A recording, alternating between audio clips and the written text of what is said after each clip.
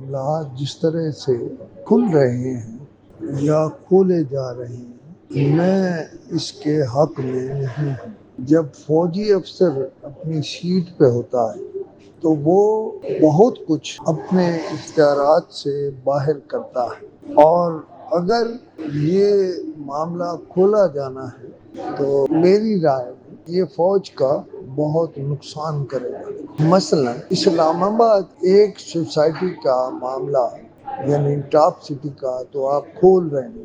جب آپ ایک معاملہ کھولیں گے تو میرے خیال ہے کسی نہ کسی طرح کوئی نہ کوئی افسر جو اپنی سیٹ میں تھا یا ہے، اس نے کسی نہ کسی ہاؤسنگ سوسائٹی میں اپنی بات منوائی ہوگی اور فائدے بھی حاصل کیے ہوں۔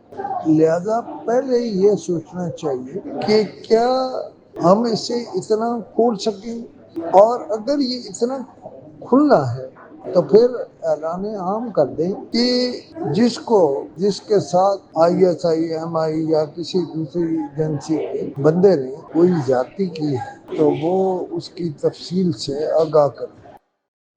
آپ اپنی سروسز کے پرانے لوگوں کو اکٹھا کریں اور ان سے اس بارے میں رائے طلب کریں۔